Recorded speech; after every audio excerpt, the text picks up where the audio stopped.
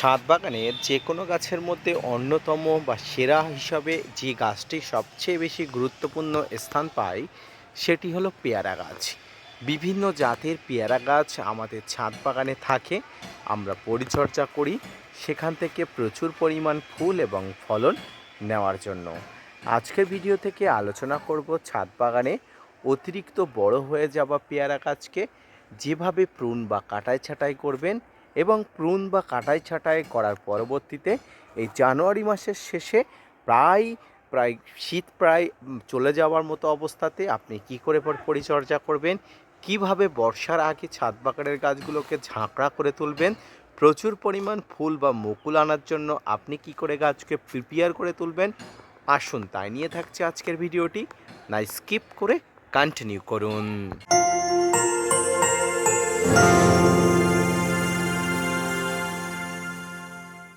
সম্মানীয় দর্শক এবং শ্রোতা বন্ধুরা, দেশ এবং দেশের বাইরে থেকে যেখান থেকে আজকে আমার ভিডিওটি কন্টিনিউ করেছেন, প্রত্যেককে নমস্কার, সালাম, আদাব জানিয়ে আজকের ছোট্ট উপস্থাপনাটি শুরু করছি। পেয়ারা আমাদের প্রত্যেকের একটি গাছ, প্রিয় গাছ। এই গাছটিকে আমরা যখন প্রুন বা কাটাই ছাঁটাই করি, এই কথার অর্থ হলো গাছকে নতুন ডালপালা গজাতে দিই এবং এই নতুন ডালপালা গজাতে দিলে সেখান থেকে প্রচুর পরিমাণ চারা আমরা নতুন ফল এবং ফুল পাওয়ার সম্ভাবনা থাকে। পেয়ারা গাছের নতুন পাতা এবং নতুন ফুল আসার কিন্তু অভিজ্ঞতা অনেক ছাদ বাগানের আছে।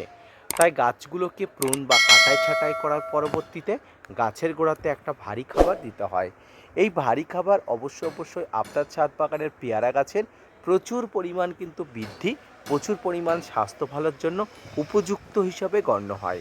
তবে শুধুমাত্র গাছের গোড়াতে ভারী খাবার দিলেই চলবে না, যথাযথ জলের বন্দোবস্তা, পাশাপাশি গাছে যখন কচি পাতা আসবে সেই কচি পাতাকে রক্ষার জন্য গাছকে বিভিন্ন মাইক্রোনিউট্রিয়েন্ট, অনুখাদ্য, পটাশ, বিভিন্ন ধরনের বোরন, এক কথায় গাছকে পাতাকে সুস্থ সবল রাখতে সব ধরনের উপকরণ যথাযথভাবে যথাযথ নিয়মে কিন্তু আপনাকে দিতে হবে। এই যে গাছটি আমি প্রুন করেছিলাম গত 2 মাস আগে, 2 মাস আগে প্রুন করার পরবর্তীতে গাছের গোড়াতে কিন্তু খাবার দিয়েছিলাম।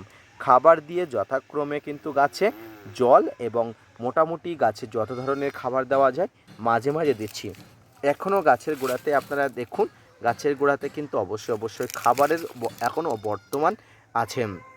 তো এই খাবারগুলো খেয়ে গাছ কিন্তু ধীরে ধীরে ভিতর থেকে শক্তি বুস্টিং করে প্রুন করার পরবর্তীতে কিন্তু এখান থেকে কচি পাতা আনছে।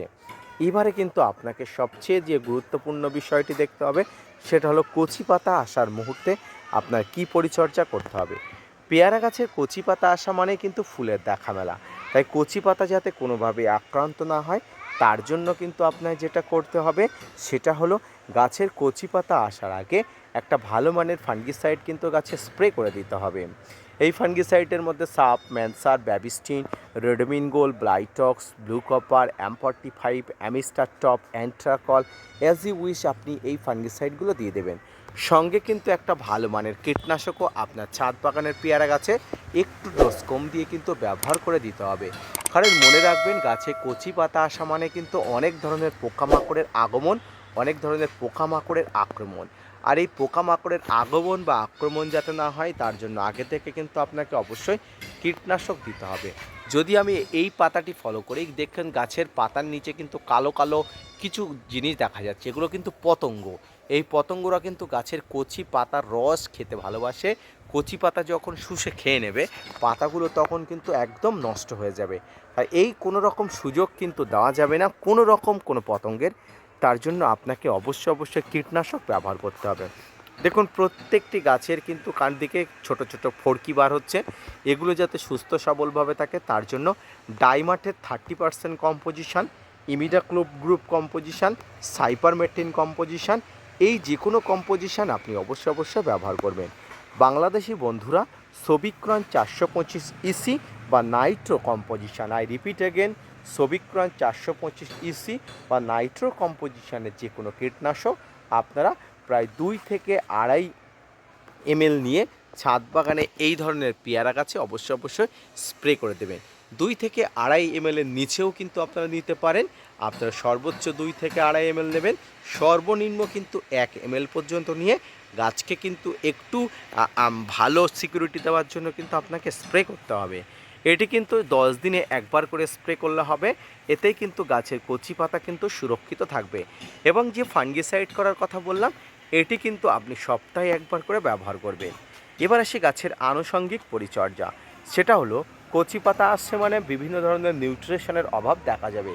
আর নিউট্রিশনের অভাব যাতে না দেখা যায় তার জন্য গাছের গোড়াতে লাল পটাশ, গাছের পাতাতে কচি পাতাতে কিন্তু 0050 প্রয়োগ করতে হবে। পটাশ গাছের জন্য গুরুত্বপূর্ণ। আর এই পটাশ সারের যোগান আপনাকে দিতে হবে রাসায়নিকভাবে, জৈবভাবে পটাশ সার আপনি দেবেন না। গাছের গোড়াতে আপনারা এমওপি অর্থাৎ মিউরেটেড অফ পটাশ, যেটাকে লাল পটাশ, এবং গাছের পাতা 0050 সালফেট অফ পটাশ, যেটা জলে গোলা ওয়াটার সলিউবল পটাশ, এটা কিন্তু আপনি দেবেন সপ্তাহে একবার করে।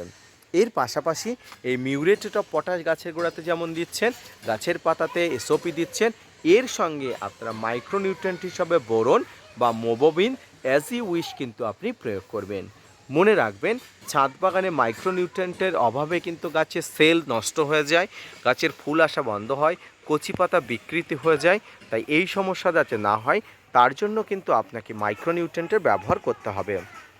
এবং মনে রাখবেন, গাছের কচি পাতা আসার মুহূর্তে গাছের গোড়াতে জলকষ্ট কোনোভাবেই দেওয়া চলবে না। সম্মানীয় দর্শক এবং শ্রোতা বন্ধুরা, এইভাবে প্রুন করা পেয়ারা গাছগুলোতে ধীরে ধীরে বড় করতে এবং গাছগুলো থেকে প্রচুর পরিমাণ ফল পেতে আপনাকে কিন্তু যথাযথ ব্যবস্থাপনা গ্রহণ করতে হবে।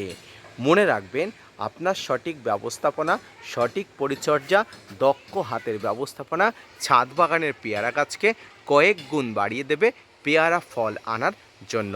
আজকের ভিডিওটি এই পর্যন্ত। আশা করি বুঝতে পেরেছি, আশা করি বুঝতে পেরেছেন, আশা করি বোঝাতে পেরেছি। যদি বোঝাতে পারি, যদি বুঝতে পারেন, অবশ্যই gardener tips with Kamal YouTube চ্যানেলকে সাপোর্ট করবেন।